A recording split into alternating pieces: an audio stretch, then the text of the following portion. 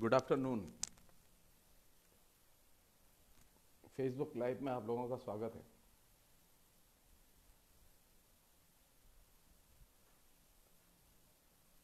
आज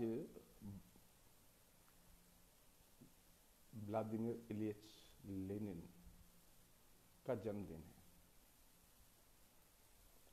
और पहले ये संभावनाएं थी जिसका कि हम लोग इस्तेमाल करते रहे हैं कि जहाँ लिखने का मौका मिलता था हम लिखते थे, दीवारों पे नारे लिखते थे,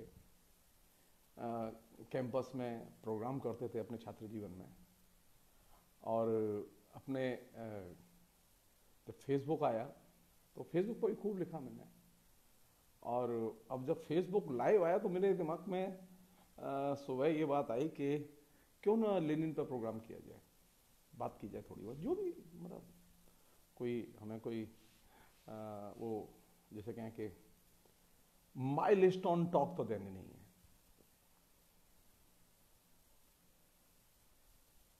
लेनिन ऐसा नेता नहीं है जिसे कि आप इग्नोर कर दें।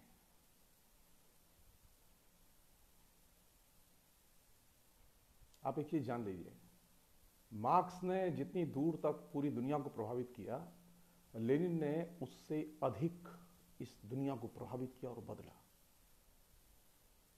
और ये बात मैं बिना किसी पूर्वाग्रह के कह रहा हूं।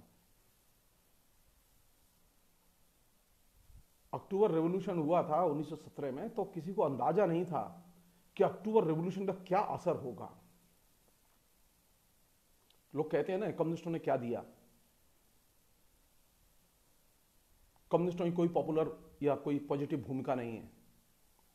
अभी भीड़ आई हुई है ना जो गधा पचीसी में लगी हुई है इंटरनेट पर, जो रोज पानी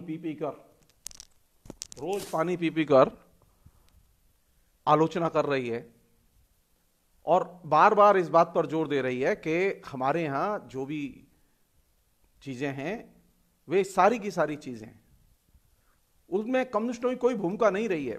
कम्युनिस्ट हमेशा देशद्रोही रहे हैं, जनता के विरोधी रहे हैं, जनता के शत्रु रहे हैं।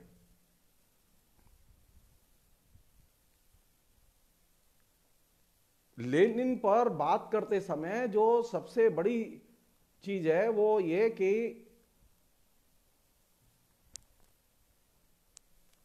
हम एक चीज दिमाग में रखें हमेशा, भारत के स्वाधीनता आंदोलन में सोवियत संघ की और लेनिन की बहुत बड़ी भूमिका थी और बहुत बड़ी मदद थी।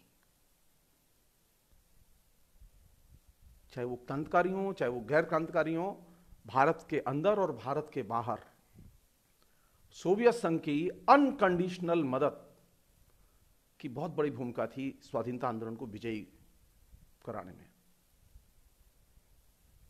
और कम से कम इतना तो बनता है ना कि जब सोवियत संघ की बड़ी भूमिका थी तो वहां सोवियत संघ में कम्युनिस्ट पार्टी का शासन था। सोवियत संघ में किसी जार या चर्च के अनुयायियों का शासन नहीं था। जिस लेनिन ने बहुत अधिक सारी दुनिया को प्रभावित किया, हमने पिछले दिनों यह भी फिनोमेना देखा, जगह जगह जहां जहां कम्युनिस्ट विरोधी मूवमेंट शुरू हुए, कम्युनिस्ट विरोधी सरकारें आई, इंक्लूडिंग त्रिपुरा, वहां पहला काम यह होगा कि लेनिन की मूर्ति गिराई गई। पूछा तो जा सकता है कि लेनिन की मूर्तियां क्यों गिराई जा रही हैं? लेनिन ने कौन सा अपराध किया था?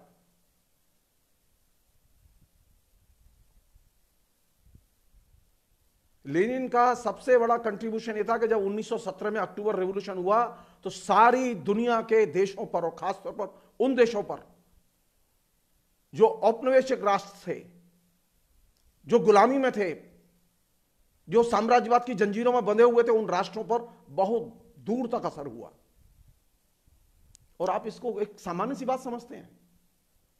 आप एक टुइयां सी पोस्ट लिखते हैं फेसबुक पर जिसमें कि आपके 1000, 2000, 5000, 20000 या 10 हैं और आप उसे समझते हैं कि आपने बहुत बड़ा काम कर दिया और एक व्यक्ति ने एक को प्रभावित ही नहीं किया, सारी दुनिया के स्वाधीनता आंदोलनों को एक तरह से गंभीरता से प्रभावित किया। उसका कोई मतलब ही नहीं है आपके लिए। इसका मतलब है कि आपकी आंख में रतौंधी है, आपको दिखाई नहीं देता। जो लोग कहते हैं कम्युनिस्टों ने क्या किया, मैं सिर्फ एक चीज विनम्रतापूर्वक कहना चाहता हूं, मैं कम्युनिस्ट पार्टी का स्पोक्समैन नहीं हूं, मैं खुद कम्युनिस्ट नहीं हूं, लेकिन मैं एक चीज बहुत ही ईमानदारी से शेयर करना चाहता हूं कि अक्टूबर रेवोल्यूशन ने सारी दुनिया का 20वीं शताब्दी में भूगोल बदल दिया। अक्टूबर रेवोल्यूशन ना हुआ होता, आप जान लीजिए इसे, अक्टूबर रेवोल्यूशन ना हुआ होता तो सारी दुनिया में स्वाधीनता आंदोलनों की लहर उतनी तेज न चल रही होती।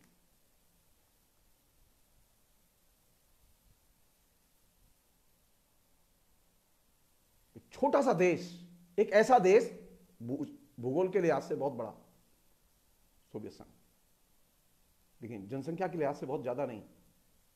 एक ऐसा देश जहां के जो परिवर्तन घटे,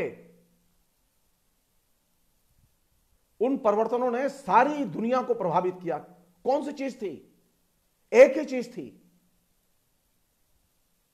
जिससे अभी ये चिढ़ते हैं ना, जो अभी लड़के, यंग लड़के जो सारे देश में नारा लगाते हैं, हमें क्या चाहिए? आजादी। लेनिन के नेतृत्व में जो अक्टूबर रेवोल्यूशन हुआ, उसका सबसे पहला नारा था, हमें आजादी चाहिए। सोवियत संघ की जनता को जार के नेतृत्व से आजादी की जरूरत थी और सारी दुनिया की जनता को साम्राज्यवादी देशों से आजादी की जरूरत थी। ये हमें चाहिए आजादी का जो नारा है ना, ये पृथकतावादियों का नारा नहीं है, ये कन्हैया कुमार का नारा नहीं है और जेएनयू का नारा नहीं है। ध्यान रखिएगा आप लोग, ये दिमाग से निकाल दीजिए। आजादी की ललक और आजादी को पाने की और उसके लिए किसी भी हद तक जाने की जो इच्छा शक्ति, वो अक्टूबर रेवोल्यूशन ने पैदा की। हिंदुस्तान का हर एक रंगत का क्रांतिकारी उनसे प्रभावित था और अक्टूबर रेवोल्यूशन ने सारी दुनिया में साम्राज्यवाद की चूल्हे हिला दी। इसलिए अक्टूबर रेवोल्यूशन और उसके इंपैक्ट को कम करके नहीं देखना चाहिए। रोज वामपंथ को गाली देते हैं, जो लोग रोज कम्युनिस्टों को गाली देते हैं और कहते हैं कि उनके पास एक नायक है नरेंद्र मोदी, जरा वो 5 लेखकों के नाम बताएं। मैं बार बार कह रहा हूं, पहले भी लिख चुका हूं मैं, वो 5 लेखकों के, बड़े लेखकों के नाम बताएं जो हिंदुस्तान में पैदा हुए हो, जो आरएसएस की विचारधारा से प्रभावित हों। और ऐसे 5 बड़े लेखकों के नाम बताएं जो नरेंद्र मोदी के व्यक्तित्व से प्रभावित हुए हो और उन्होंने हिंदुस्तान में लिखा हो। आपको हिंदुस्तान की हर एक भाषा में लेनिन के व्यक्तित्व से और अक्टूबर रेवोल्यूशन से प्रभावित दर्जनों लेखक मिलेंगे, हर भाषा में मिलेंगे।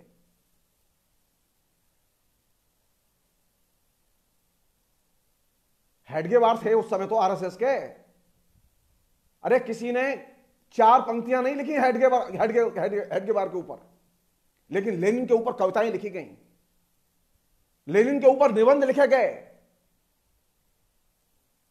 हिंदी में लिखे गए, हिंदी की पत्रिकाओं में लिखे गए। उस जमाने की सरस्वती पत्रिका की आप फाइलें उठाइए, दर्जनों आपको लेख मिलेंगे। कोई लेखक नहीं, कम्युनिस्ट, गैर कम्युनिस्ट, चाहे जिस विचारधारा का हो, जिसको कि अक्टूबर रेवोल्यूशन ने प्रभावित न किया हो और जिसने अक्टूबर रेवोल्यूशन के पक्ष में, क्रांति के पक्ष में साहित्य न लिखा हो।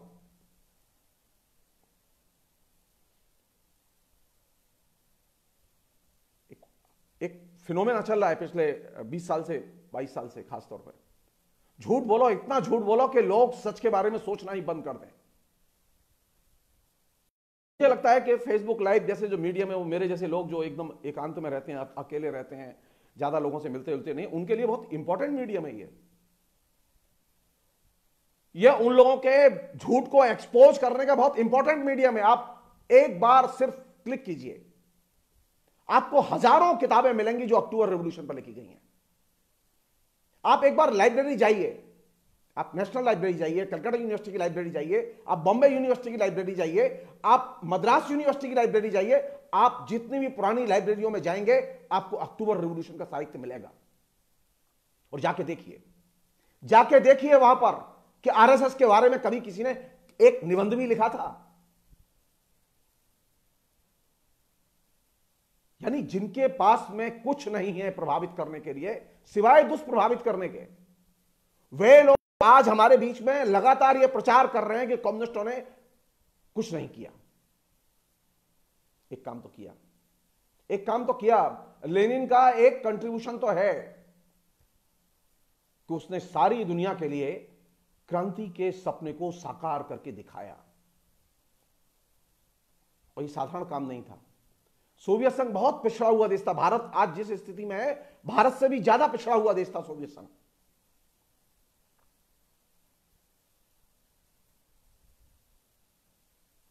सो लेनिन की जो भूमिका रही है वो छोटी नहीं रही है। आप चाहे जितनी मूर्तियां गिराइए, आप चाहे सोवियत संघ को बदल के आप कुछ भी नाम रख दीजिए उसका, लेकिन लेनिन ने जो किया है वैसा तो कोई नहीं कर सकता।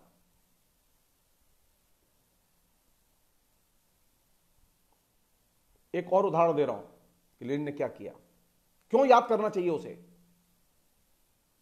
ह्यूमन सिविलाइजेशन में पहली बार ऐसा हुआ कि स्त्री को पुरुष के बराबर समानता का दर्जा दिया गया, पहली बार हुआ।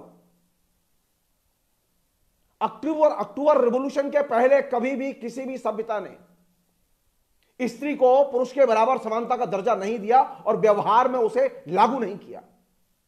कहीं किसी ने फिक्शन में लिखा हो तो लिखा हो। अक्टूबर रिवॉल्यूशन की और लेनिन की यह सबसे बड़ी भूमिका थी, जान लीजिए आप। सारी दुनिया की औरतें कृतज्ञ हैं लेनिन की। पूंजीवादी देशों में स्त्री को समानता का दर्जा नहीं दिया गया था। आज भी अनेक देशों में समानता का दर्जा नहीं है। सोवियत संघ पहला देश था जिसने के स्त्री पुरुष के बीच में इक्वलिटी के कॉन्सेप्ट को इंट्रोड्यूस किया और उसे व्यवहार में लागू किया।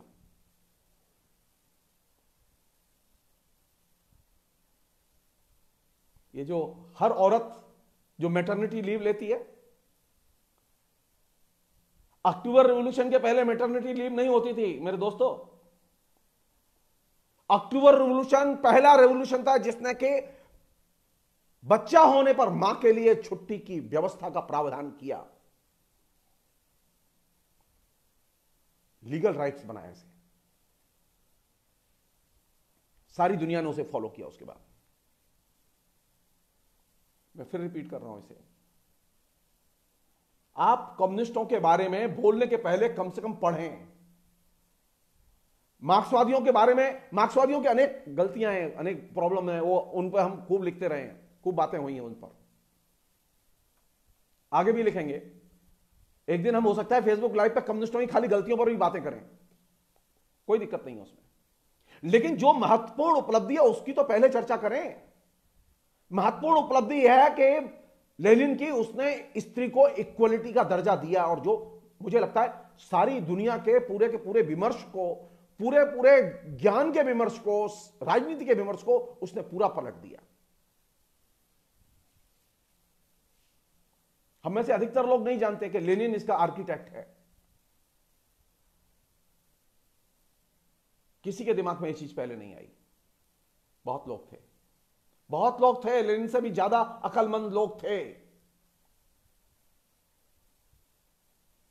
कहते हैं ना, वो खुद लेनिन भी कहते थे, वो कहते हैं कि आप बुद्धिजीवी हैं तो जरूरी नहीं अक्लमंद भी हों, और आप अक्लमंद हैं तो जरूरी नहीं आप बुद्धिजीवी हों। हमारे यहां ये दो तरह की कौमें रही हैं, दो तरह के लोग रहे हैं। तो लेनिन ने एक तीसरा काम यह किया कि उसने जनता की चेतना को, एक कॉमन आदमी की चेतना को, एक किसान की चेतना को, एक मजदूर की चेतना को, इंटेलेक्चुअल की चेतना तक ऊपर उठाया।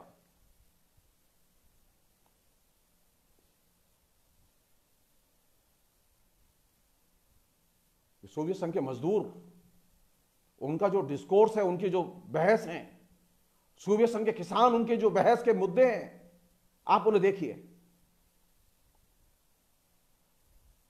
हमारे यहां ऐसे बुद्धिजीवी हैं, थोक के हिसाब से, सभी नहीं है, थोक के हिसाब से ऐसे बुद्धिजीवी हैं जिनकी चेतना का स्तर ऊपर की बजाय नीचे है। वो हमेशा प्रतिगामी किस्म की बातें सोचते हैं, रसातल की तरफ जाने वाली बातें सोचते हैं। लेकिन लेनिन ने जो अक्टूबर रिवॉल्यूशन के दौरान किसानों की चेतना और मजदूरों की चेतना के विकास में जो महत्वपूर्ण भूमिका अदा की, उसने किसान और मजदूर की चेतना को इंटेलेक्चुअल कॉन्शियसनेस में कन्वर्ट करने में महत्वपूर्ण भूमिका अदा की।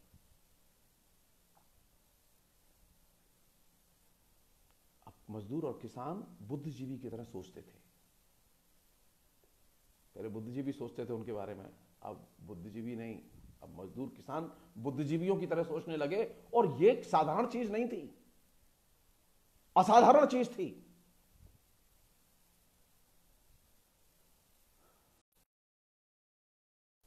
आप तो पढ़े लिखे लोग होते हैं, हमारे बीच में ऐसे तमाम किस्म के बुद्धिजीवी हैं, पढ़े लिखे यूनिवर्सिटी के प्रोफेसर, कॉलेज के प्रोफेसर, तमाम ख्यातिनामा लेखक, जिनके पास में सामान्य अक्ल की चीज नहीं है, कहने के लिए वो इंटेलेक्चुअल हैं।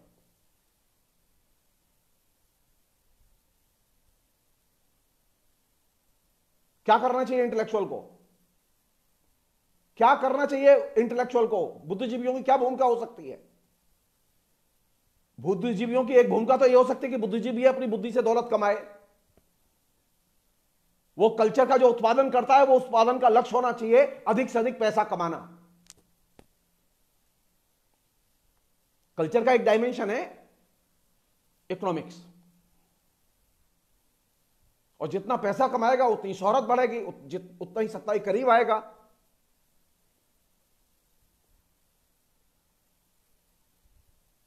अभी है ना, अभी चल रहा है एक सिलसिला, मैं संकेत भर कर रहा हूं।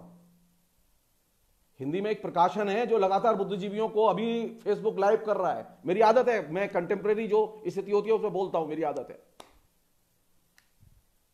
पूछो इन बुद्धिजीवियों से कि क्या उनकी कोई पॉलिटिकल भूमिका है कि नहीं आज के दौर में।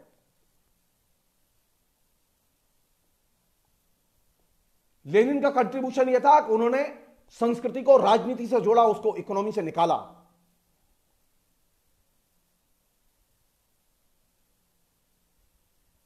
संस्कृति पर बात होगी, साहित्य पर बात होगी, कहानी पर बात होगी, उपन्यास पर बात होगी, तो किस चीज पर बात होगी? उसके राजनीतिक आयाम पर बात होगी।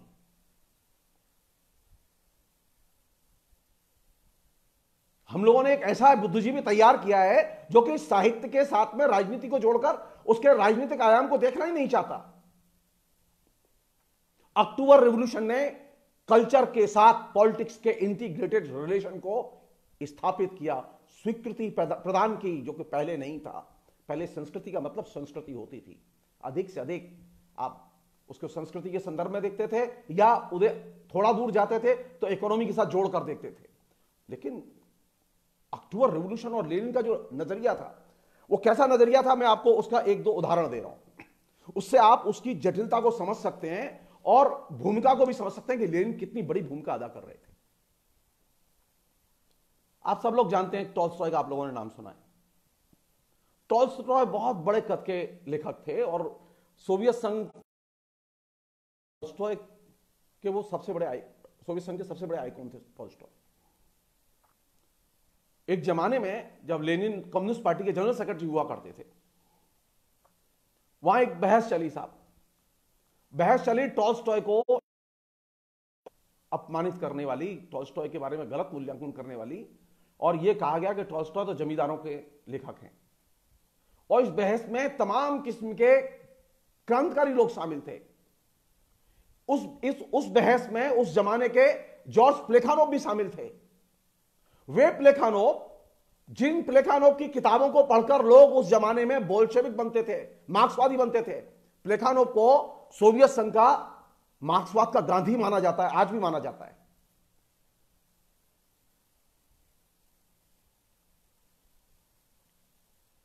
लेनिन स्वयं कहते थे कि अगर किसी को कम्युनिस्ट बनना है तो उसे प्लेखानोव की किताबें पहले पढ़नी चाहिए। स्वयं प्लेखानोव इस मुहिम में शामिल थे, टॉल्स्टॉय को गलत ढंग से विश्लेषित करने और मूल्यांकन करने की मुहिम में। क्यों? क्योंकि जो टॉल्स्टॉय के जो उपन्यास होते थे, टॉल्स्टॉय के उपन्यासों की ब्यूटी ये होती थी कि उसमें जो किसान होते थे ना, वो बड़े क्रांति विरोधी होते थे। वो कम्युनिस्ट पार्टी को नहीं मानते थे, वो बोल्शेविज्म को नहीं मानते थे। वो समाजवाद को नहीं मानते थे, और लंबे लंबे उनके डायलॉग होते थे उसमें। तो कम्युनिस्ट इससे बहुत भड़कते थे कि ये जो टॉल्स्टॉय के जो पात्र हैं तो कम्युनिस्टों के खिलाफ बोलते हैं, क्रांति के खिलाफ बोलते हैं, बोल्शेविक पार्टी के खिलाफ बोलते हैं। हमारे यहां है ना, ऐसे लोग हैं, अभी भी हैं प्रगतिशील आंदोलन में ऐसे लोग हैं कि अगर कम्युनिस्ट पार्टी के खिलाफ में अगर आप बोलेंगे तो वो आपको तत्काल लेवल कर देंगे कि बीजेपी का आदमी है, या ये कहेंगे रेनिगेट है, भगोड़ा, बिक गया है। टॉल्स्टॉय के बारे में गलत मूल्यांकन में कम्युनिस्ट पार्टी की रैंक एंड फाइल पूरी शामिल थी लेनिन के जमाने में, जान लीजिए। उसमें प्लेखानोव जैसे व्यक्ति भी शामिल थे जो कि दादा गुरु थे मार्क्सवाद के। उस समय जो बहस चली, उस बहस में हस्तक्षेप करते हुए लेनिन ने 6 पत्र लिखे। मेरे पास अभी पत्र नहीं है, नहीं तो मैं आपको वो पत्र भी पढ़ के सुनाता। बहुत बहुत शानदार पत्र हैं। जैसे मैंने आपसे कह चुका हूं कि मैं अभी निहत्था हूं, मेरे पास औजार नहीं है मेरे। ये जो मैं बोल रहा हूं ये स्पॉन्टेनियसली जो मेरे दिमाग में आ रहा है वो आपसे शेयर कर रहा हूं। तो उसमें पहला पत्र जो लेनिन ने लिखा उसका शीर्षक दिया जो अपने आप में बहुत कुछ कहता है। जो लोग कहते थे कि टॉल्स्टॉय बुर्जुआजी का लेखक है, जमींदारों का लेखक है, क्रांति विरोधी है, मजदूर विरोधी है, वगैरह वगैरह, टॉल्स्टॉय ने इन सारी आलोचनाओं को खारिज करते हुए, लेनिन ने सारी आलोचनाओं को खारिज करते हुए टॉल्स्टॉय पर जो लिखी गई थी ये लेख का शीर्षक दिया रूसी क्रांति का दर्पण टॉल्स्टॉय। लेनिन का कद ये था, जिस व्यक्ति ने अपने उपन्यासों में क्रांति की आलोचना की, क्रांतिकारी पार्टी की आलोचना की, उस व्यक्ति को वो कह रहे हैं क्या? क्रांति का दर्पण, रूसी क्रांति का दर्पण।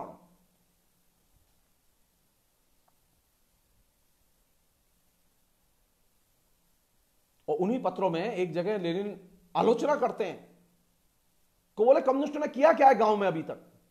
ये बात हो रही है उस जमाने की जब सोवियत संघ में रेवोल्यूशन नहीं हुआ था। तो बोले अभी तो गांव में कम्युनिस्ट पार्टी पहुंची नहीं, आपने किसानों में काम ही नहीं किया, किसान आपको जानता ही नहीं है, तो आप ये क्यों उम्मीद लगाए बैठे हैं किसान आपकी प्रशंसा करेगा, आपकी क्रांति का स्वागत करेगा, आपकी कम्युनिस्ट पार्टी का स्वागत करेगा, उसके पक्ष में बोलेगा। अरे आप तो कभी गए नहीं उसके बीच में। तो जो किसान कम्युनिस्टों को जानता ही नहीं है, वह किसान अगर कम्युनिस्टों की आलोचना कर रहा है तो इसमें गलत कुछ नहीं है।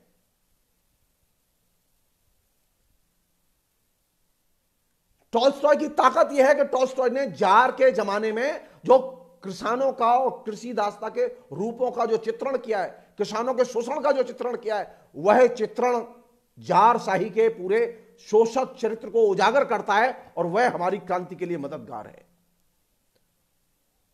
उसके उपन्यासों को, टॉल्स्टॉय के उपन्यासों को जब भी साधारण आदमी जब भी पढ़ेंगे तो बार बार उनके अंदर जार के शासन के खिलाफ गुस्सा पैदा होगा। और इसी अर्थ में लेनिन ने कहा था टॉल्स्टॉय रूसी क्रांति का दर्पण है।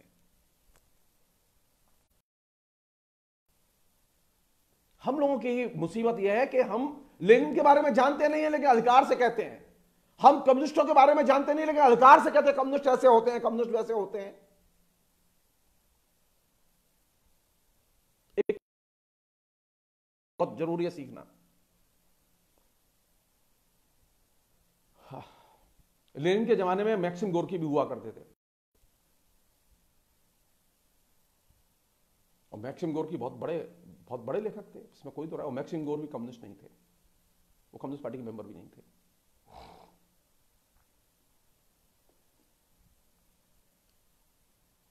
जो लोग हैं फेसबुक पे उन्हें मालूम है कि उन्होंने एक उपन्यास लिखा था मदर, मां। और वो हुआ ये कि वो उपन्यास जो है उन्होंने पार्टी सेक्रेटरी को दे दिया, जिले के जहाँ रहते थे, वो मुझे याद नहीं आ रहा है सर अभी, क्या आप देख के हमें दे दीजिएगा, फिर हम तो छपने दे देंगे। पार्टी सेक्रेटरी ने अंदर डाल दिया उसे, क्योंकि उसमें जो था, जो चरित्र थे, वो कम्युनिस्ट पार्टी के सेक्रेटरी को पसंद नहीं आया कि चरित्र इस तरह की बातें करें और चरित्र चित्रण इस तरह का हो। 2 साल तक वो उपन्यास पढ़ा रहा अंदर। अब गोर्की बड़े दुखी हुए, तो गोर्की ने जाके एक दिन लेनिन को अप्रोच किया और कहा कि भाई, लेनिन के साथ में गोर्की की बहुत अच्छी दोस्ती थी, विलक्षण दोस्ती थी। उसकी चर्चा बाद में करूंगा मैं। जो असल चीज समझने की है कि उन्होंने कहा कि मैंने उपन्यास लिखा था और मैंने पार्टी सेक्रेटरी को दे दिया, और पार्टी सेक्रेटरी ने को दिया इसलिए कि भाई पढ़ ले, अगर कोई आपत्ति हो तो बता दे, लेकिन उन्होंने तो वापस तो किया ही नहीं, अंदर रख दिया है और वो जवाब भी नहीं दे रहे। तो इन्हें तत्काल पार्टी सेक्रेटरी को मैसेज भिजवाया कि उपन्यास निकालो, वापस करो। तुम कौन होते हो देखने वाले? ये जैसा है वैसा ही छपेगा। वो उपन्यास जैसा था वैसा ही छपा। सारी दुनिया में जो प्रगतिशील साहित्य गया, अक्टूबर रेवोल्यूशन का जो सबसे बड़ा दूसरा तीसरा महत्वपूर्ण डेवलप, तो लेनिन ने एक दिन ऐसे ही बैठे हुए थे, गोर्की के साथ गप कर रहे थे, तो गोर्की से पूछा कि भाई तुम बताओ तुम क्या करें, तुम बताओ क्या हेल्प कर सकते हो हमारी, तुम जो कहो हम कर देते, तुम कुछ सोच के बताओ। तो गोर्की ने उन्हें सलाह दी। अब सोचिए एक दोस्त कैसा होता है।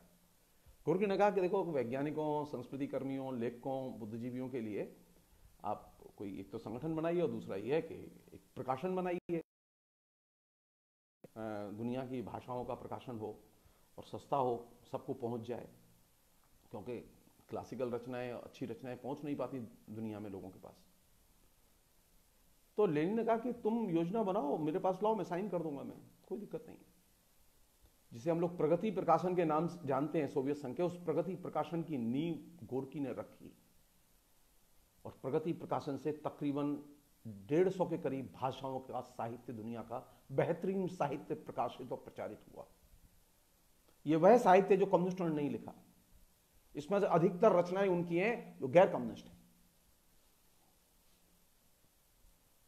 लेनिन का अवदान यह है कि सारी दुनिया की संस्कृति मेरी संस्कृति है। कम्युनिस्टों के लिए संस्कृति किसी भी देश की हो, लेकिन वो ये कहते हैं ये मेरी संस्कृति है, उनके लिए पराई नहीं होती कोई चीज। तो मेरा कहने का मतलब यह है कि लेनिन का जो योगदान है, उस योगदान को कम से कम याद तो रखो। इन दिनों एक बीमारी चली हुई है, बड़ी बीमारी है वो, नेशनलिज्म की। लेनिन पहला बड़ा नेता था, बड़ा व्यक्ति था जिसने जो आंदोलन से निकला था, और लेनिन ने एक ही मैसेज दिया कि हमें राष्ट्रवाद नहीं चाहिए। लेनिन राष्ट्रवाद को अस्वीकार करते थे, कहते थे ये बहुत खतरनाक चीज है। कहते थे कि हमें राष्ट्रवाद नहीं चाहिए, हमें विभिन्न राष्ट्रीयताओं के लिए आत्मनिर्णय का अधिकार चाहिए। वो अपने आप तय करें उन्हें क्या करना है, कैसे जीना है, कैसे रहना है, कैसे संभालना है प्रशासन, वो तय करें। लेकिन राष्ट्रवाद के पक्ष में नहीं थे, बल्कि वो पक्ष में किसके थे? आत्मनिर्णय के अधिकार के।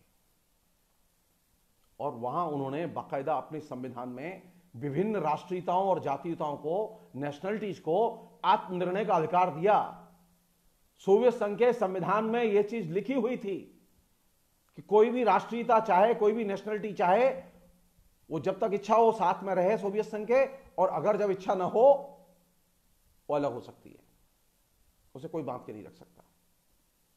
और जान लीजिए आप, इसी स्पिरिट के आधार पर सोवियत संघ का विभाजन हो गया गोर्बाचोव के टाइम में, क्योंकि आत्मनिर्णय के अधिकार को इन प्रैक्टिस सोवियत संघ में उसका आधार तैयार किया लेनिन ने। आप तो एक सामान्य से पाकिस्तान के साथ में झगड़ा होता है, कश्मीर को संभालते हुए आपको बरसों हो जाते हैं, फौज लगाई हुई है। आपको पंजाब में आतंकवाद आता है तो बरसों लग जाते हैं, फौज लगाई हुई है, क्योंकि हमारे यहां ये अधिकार नहीं है किसी को। सोवियत संघ में ये अधिकार है, और राज्यों को अधिकार है कि वो चाहे तो अलग हो सकते हैं। और जब गोर्बाचोव के समय में राज्यों ने तय किया कि वो अलग होना चाहते हैं, अलग राष्ट्र के तौर पर रहना चाहते हैं, तो आराम से पार्लियामेंट में प्रस्ताव पास हुआ और अलग हो गए। कोई खून खराबा नहीं हुआ, कहीं कोई फायरिंग नहीं हुई, और राष्ट्र अलग हो गए।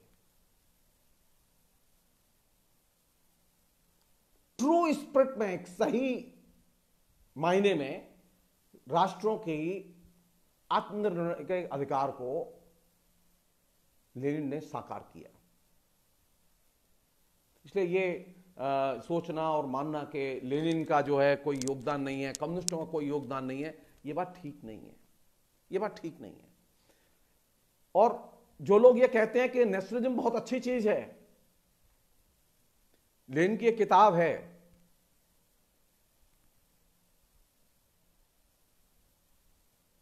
जो साम्राज्यवाद पर लिखी हुई है, पूंजीवाद की चरम अवस्था साम्राज्यवाद।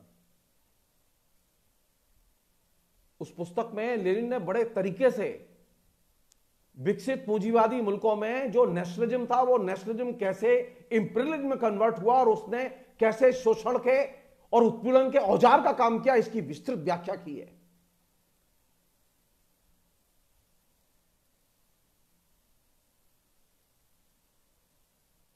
दो किताबें बहुत जरूरी है पढ़नी, एक ये पूंजीवाद की चरम अवस्था साम्राज्यवाद, और दूसरी जो पुस्तक है जिसको कि बहुत ज्यादा स्टेट एंड रेवोल्यूशन।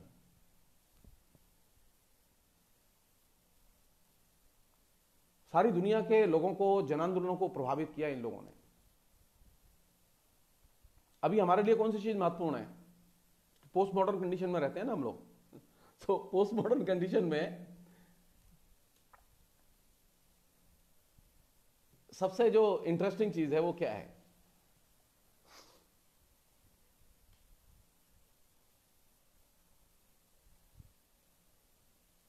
हमारे यहां सबसे ज्यादा इंपॉर्टेंट चीज है इलेक्ट्रॉनिक गैजेट्स, और इलेक्ट्रॉनिक गैजेट्स के जरिए जो आने वाला इलेक्ट्रॉनिक मीडिया का जो एंटरटेनमेंट है वो। लेनिन ने इस पर जोर नहीं दिया। लेनिन पहले व्यक्ति थे, पहले थिंकर थे जिन्होंने कि इस बात पर जोर दिया कि ये जो केबल है, इस केबल की क्या भूमिका है। ये जो टेलीकम्युनिकेशन में केबल होता है ना, पहले जो आता, अभी तो सैटेलाइट से है, तो हम लोग जैसे अभी बात कर रहे हैं बिना केबल के बात कर रहा हूं मैं आपसे, मोबाइल है बिना केबल के चल रहा है। लेकिन जो इंपीरियलिज्म आया, इंपीरियलिज्म की जो सबसे बड़ी भूमिका थी, इंपीरियलिज्म को लाने में जिसकी सबसे बड़ी भूमिका, कौन सी चीज थी? लेनिन का कंट्रीब्यूशन, सबसे बड़ा कंट्रीब्यूशन जानते हैं क्या है? कि उसने जो मीन्स ऑफ कम्युनिकेशन और मीन्स ऑफ ट्रांसपोर्टेशन के अंदर जो निहित जो पॉलिटिक्स थी, जो आइडियोलॉजिकल भूमिका थी इनकी, इसको उजागर किया।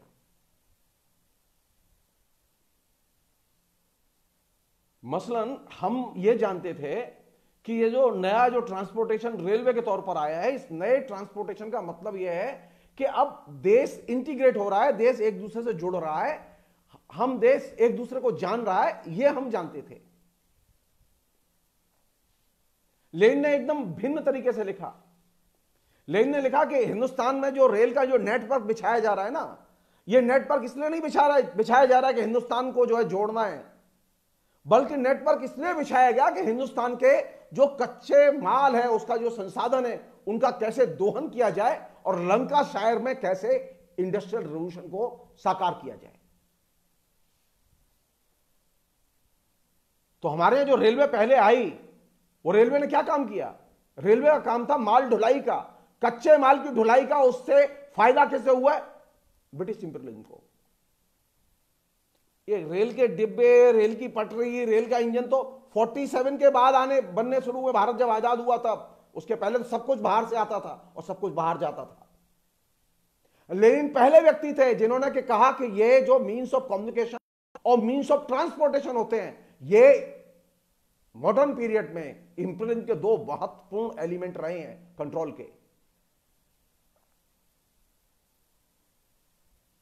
आप जस्ट सोचिए थोड़ी देर के लिए, टाइम मैगजीन ने एक जमाने में 1857 के प्रथम स्वाधीनता संग्राम के बारे में क्या टिप्पणी की थी?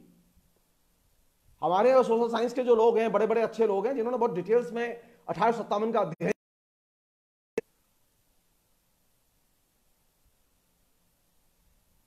उनमें से अधिकतर लोग टेलीकम्युनिकेशन की भूमिका को महत्व नहीं देते। टाइम मैगजीन ने उस जमाने में लिखा कि अगर भारत के पास में टेलीकम्युनिकेशन होता, भारत की सेनाओं के पास, तो भारत कभी 1857 का संग्राम नहीं हारता। अंग्रेजों की सेना जीती इसलिए क्योंकि उनके पास में विकसित टेलीकम्युनिकेशन था। इससे एक जगह से दूसरी जगह सेनाओं के को मोबिलाइज करने में, उन्हें पहुंचाने में मदद मिली और भारत हार गया।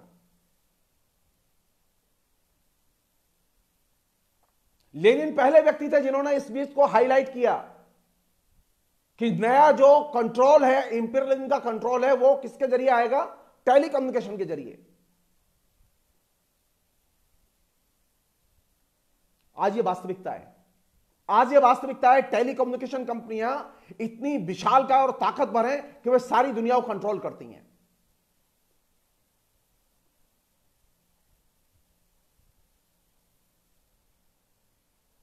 हम तो ये सोच रहे थे कि टेलीकम्युनिकेशन का मतलब यह है कि वो एक दूसरे से बातचीत का मीडियम खाली नहीं। लेनिन ने इस बात को हाईलाइट का मतलब है कि वर्चस्व का कम्युनिकेटिव मीडियम। जो ताकतवर वर्ग हैं उनके वर्चस्व को बनाए रखने का यह सबसे बड़ा मीडियम है। और यह चीज बार बार प्रूव हो रही है।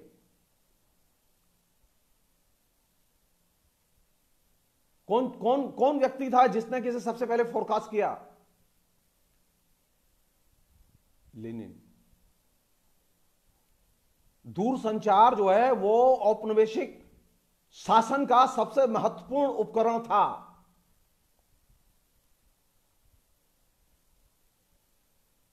और आज भी है। जो नए किस्म की जो इंपीरियलिज्म की जो गुलामी है उसके कंट्रोल का आज भी ये सबसे बड़ा मीडियम है।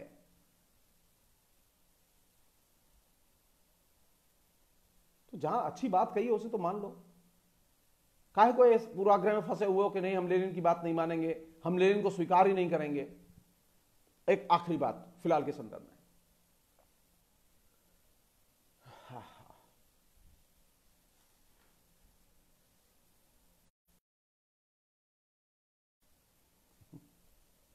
हमारे यहाँ बहुत सारे लोग हैं जो फेसबुक पर भी कहते हैं कभी कभी और बातचीत में भी कहते हैं कि हमें क्रांति चाहिए। तो क्रांति क्यों नहीं हो रही है?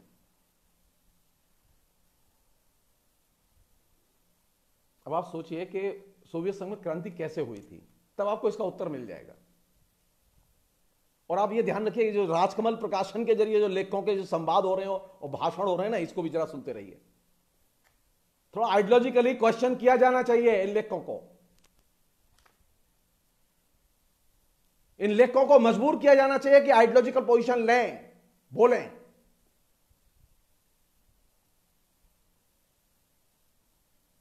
साहित्य की भूमिका क्या है? दिल बहलाने की।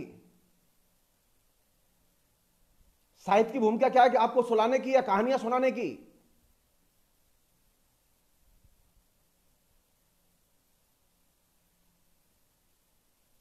आप चाहते हैं कि साहित्य में क्रांति हो, समाज में क्रांति हो, राजनीति में क्रांति हो, तो क्रांति के लिए कौन सी चीज जरूरी है? लेनिन ने क्या चीज ऐसी की जिसकी वजह से रेवोल्यूशन हुआ?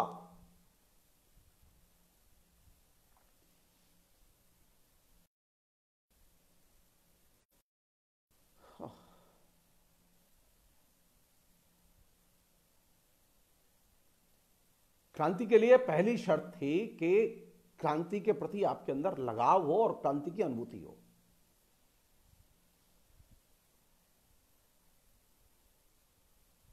और दूसरी चीज थी कि क्रांति के लिए पेशेवर नजरिया हो। प्रोफेशनल रिवोल्यूशनरीज का कॉन्सेप्ट दिया लेनिन ने। पेशेवर क्रांतिकारी ही क्रांति कर सकते हैं, गैर पेशेवर लोग नहीं कर सकते। सो पॉलिटिक्स में पहली बार पेशेवर गुणवत्ता और उसके जो तत्व हैं उनका लेनिन ने विकास किया। अगर मैं चाहता हूं कि साहित्य क्रांति का वाहक बने, तो यह बताइए मुझे कि इसमें पेशेवर नजरिया होना चाहिए कि नहीं होना चाहिए?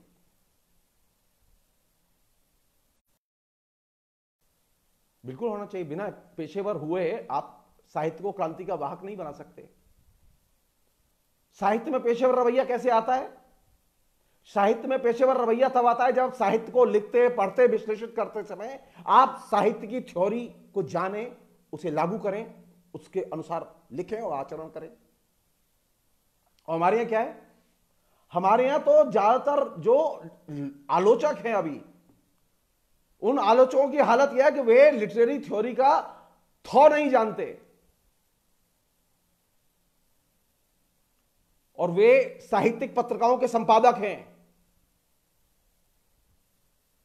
दावे के साथ कहते हैं वे कि वे साहित्यकार और साहित्य के मर्मज्ञ आलोचक हैं। टेरी गिल्टन ने कहा कि अगर आपको साहित्य में रिवॉल्यूशन करना है तो इसके लिए जरूरी है कि आपके पास में लिटरेरी थ्योरी की समझ हो। तो आप लिटरेरी थ्योरी और उसके प्रयोग को तो मानते ही नहीं है और आप लेनिन को क्वेश्चन करना चाहते हैं, लेनिन को आत्मसात करना चाहते हैं। दोनों में से कोई चीज नहीं हो सकती, क्योंकि लेनिन ने पहली बार यह किया, रेवोल्यूशन में प्रोफेशनल रेवोल्यूशनरीज को जोड़ा, उसने पेशेवर क्रांतिकारिता को जन्म दिया। स्वतः स्फूर्त क्रांतिकारिता नहीं, स्वतः स्फूर्त कॉन्शसनेस नहीं, सचेत राजनीतिक चेतना, सचेत क्रांतिकारी चेतना। साहित्य में जो लोग हैं, जो साहित्य को क्रांति का दर्पण बनाना चाहते हैं, वे जरूरी तौर पर पेशेवर बने। और पेशेवर बनने का मतलब यह है कि लेखन के तो पेशेवर होंगे ही, वे उसके सिद्धांत के भी पेशेवर ज्ञाता बने।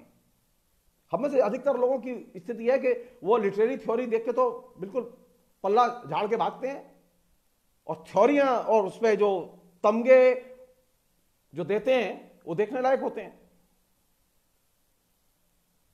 वो तय कर रहे हैं अभी कौन आलोचक है, कौन आलोचक नहीं है, कौन लेखक है, कौन लेखक नहीं है। जिस लेखक के माने प्रगतिशील लेखक संघ का घोषणा पत्र उठाइए ना आप, जो 36 में जिसको प्रेमचंद ने जारी किया था, किसे कहते हैं प्रगतिशील साहित्य? प्रगतिशील साहित्य उसे कहते हैं जो हमें सुलाए नहीं, जगाए। अरे आप तो जब टीवी पर बोलने आते हैं, आप फेसबुक लाइव पर बोलने आते हैं तो लगता है कि सो रहे हैं आप। आपके अंदर ऊर्जा और ओज और पेशेवर रुख तो दूर दूर तक नजर नहीं आता। आपके लिए साहित्य का मतलब अर्थनीति है और आर्थिक दृष्टिकोण है। और तय मान लीजिए, इससे आप मोदी को नहीं हरा सकते, आप इससे मोदी को नहीं हरा सकते और आप कभी भी इस दृष्टिकोण से क्रांति नहीं कर सकते। क्रांति के लेखन के लिए जरूरी है कि आप प्रोफेशनल ढंग से उसे विकसित करें, आप प्रोफेशनल रवैया विकसित करें, प्रोफेशनली आप लिटरेरी थ्योरी के प्रति अपना दृष्टिकोण विकसित करें। और यह बात और कोई नहीं कह रहा, टेरी गिल्टन ने कही थी। क्या चाहिए मुझे अगर रेवोल्यूशन चाहिए और रेवोल्यूशनरी साहित्य चाहिए, मुझे ऐसे लेखक चाहिए जो रेवोल्यूशन के साथ खड़े हों, तो मैं देखना चाहता हूं कि उनका पेशेवर रवैया है कि नहीं है। वे साहित्य के प्रति पेशेवर रवैया अगर नहीं है तो वे कभी उनका साहित्य, उनका लिखा हुआ, चाहे वो जितना पढ़ा जाता हो, चाहे वो जितना बिकता हो और चाहे उसकी जितनी रॉयल्टी आती हो, उसका कोई इंपैक्ट नहीं होगा। आप जान लीजिए इस बात को कि कम्युनिस्ट मैनिफेस्टो जब लिखा था ना मार्क्स ने, तो कम्युनिस्ट मैनिफेस्टो को छापने वाला नहीं मिल रहा था। एक व्यक्ति को बड़ी मुश्किल से किसी एक बहुत ही गुमनाम से, अनजान से प्रेस वाले को पकड़ के उन्होंने किसी तरह से वो मैनिफेस्टो छपवाया और आज वो मैनिफेस्टो दुनिया का सबसे कीमती दस्तावेज है। बाइबल के बाद सबसे ज्यादा पढ़े जाने वाली किताब है वो, और सबसे ज्यादा बिकने वाली किताब है सारी दुनिया में। 2 नंबर की किताब है सारी दुनिया में वो।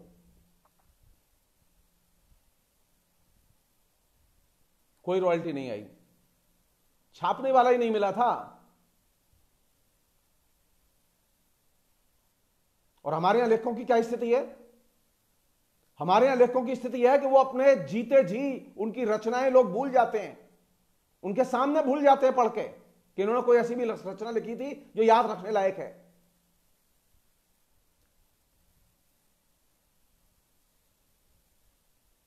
सोवियत संघ कैसा समाज बनाया लेनिन ने?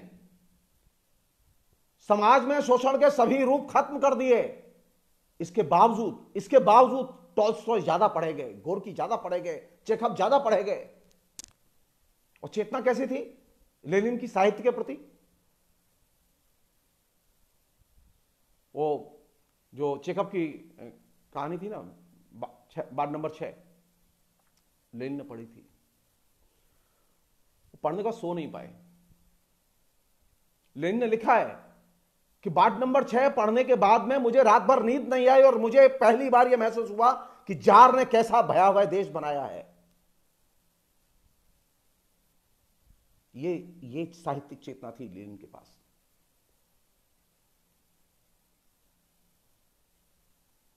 क्या सीखूं मैं लेनिन से? मैं लेनिन से सीखूं यह कि मुझे पेशेवर रवैया अपनाना चाहिए चीजों के प्रति। मैं राजनीति में हूं, मैं सोशियोलॉजी में हूं, मैं पॉलिटिक्स में हूं, सोशल साइंस में हूं, मैं दर्शन में हूं, मैं साहित्य में हूं, मैं नाटक में हूं। मेरा रवैया कौन सा होना चाहिए? मेरा प्रोफेशनल रवैया होना चाहिए।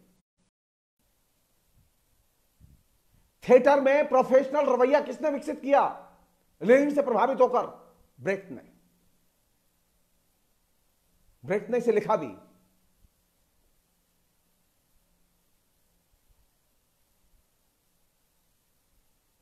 अगर आपको रेवोल्यूशन करना है तो आपको पेशेवर रवैया पैदा करना होगा।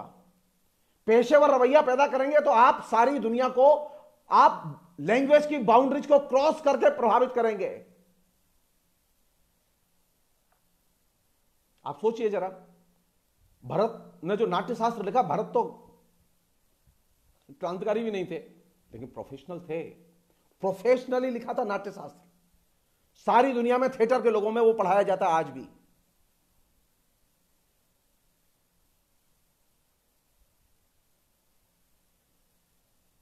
आनंदवर्धन का ध्वन्यालोक आज भी सारी दुनिया में बाकायदा एप्रिशिएट किया जाता है, उसकी बार बार चर्चा होती है, क्योंकि पेशेवर रवैये की और पेशेवर लेखन की अपनी एक खूबी है। और इस चीज को लेनिन ने पहचाना था। और किसके जरिए पहचाना? मजदूरों और किसानों की राजनीति करते हुए कि मजदूर और किसानों का अगर संगठन बनाना हो तो संगठन बनाने के लिए कौन चाहिए? पेशेवर क्रांतिकारी।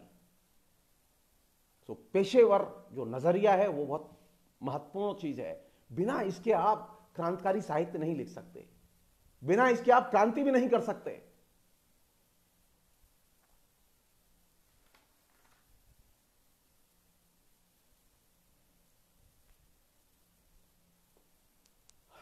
लास्ट, हम क्या करें? भारत की जो दशा है वो बिल्कुल एक हिंदी में एक बहुत सुंदर कविता की पंक्ति याद आ रही है मुझे। देख सुदामा की दीन दशा, करुणा करके करुणानिधि रोए। सुदामा को देख के कृष्ण को बड़ा दुख हुआ कि यार बड़ी बुरी हालत है तेरी, तो तू तो मेरे साथ पढ़ा था। ये वो भारत है जिस भारत को हमने बनाया था, आजाद कराया था, और इसकी बिल्कुल वो सुदामा जैसी दशा है। भारत इस दशा से निकले। लेनिन के जन्मदिन पर जो सबसे बड़ा हमारी तरफ से ट्रिब्यूट होगा, हमारी तरफ से श्रद्धांजलि होगी, वो ये होगी कि भारत इस दीन दशा से निकले। कौन सी चीज जरूरी है दीन दशा से निकलने के लिए? सिर्फ एक चीज, सिर्फ एक चीज कि हिंदुस्तान में जो लोग रहते हैं उन सभी लोगों को हम प्यार करना सीख जाए।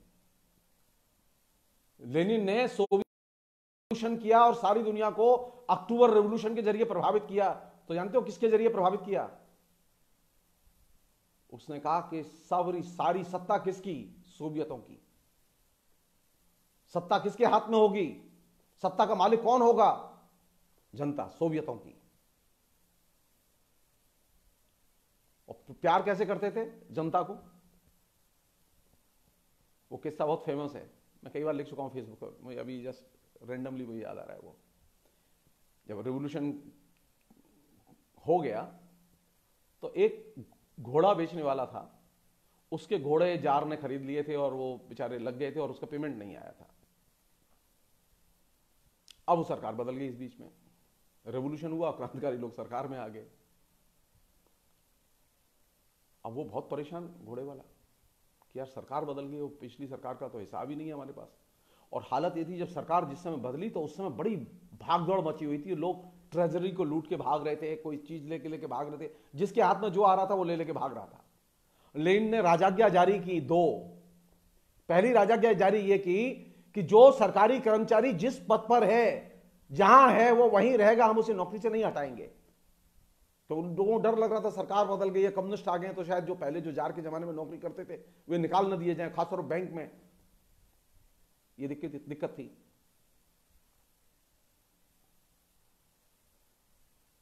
और दूसरी राजाज्ञा एक जारी की, वो व्यक्ति वो लेनिन से मिलने गया, घोड़ा बेचने वाला,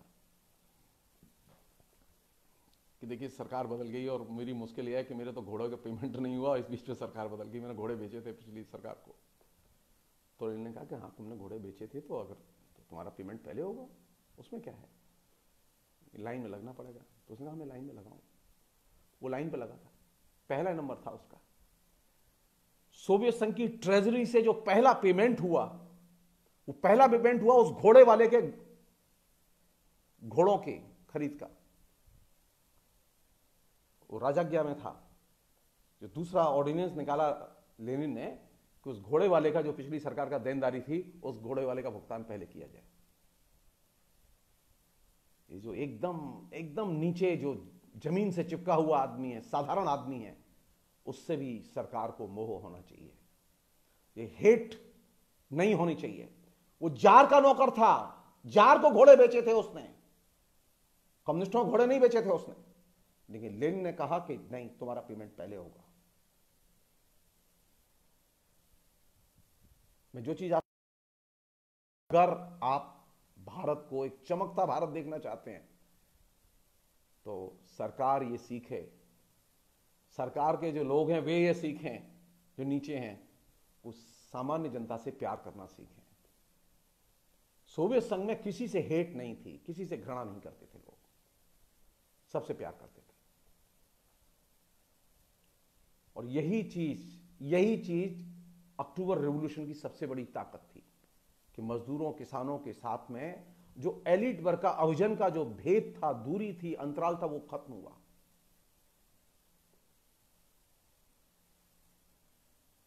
हमारे यहां तो छोटे बड़े का भेद अभी भी है, अमीर और गरीब का भेद अभी भी है, ये सब खत्म होना चाहिए। ये जब तक खत्म नहीं होगा तब तक ये दिक्कतें रहेंगी, ये झगड़े रहेंगे। सोवियत संघ में ये झगड़े नहीं हुए। एक और उदाहरण दे रहा हूं जो कि आपको इस बात समझ में आए।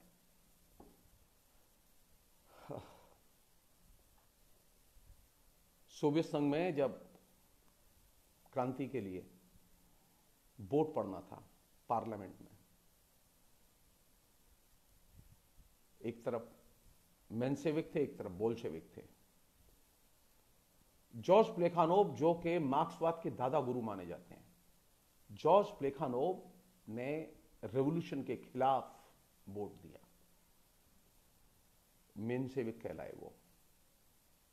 उन्होंने अपना स्टैंड नहीं बदला और यह बात सच है कि कालांतर में उनकी बात सही साबित हुई।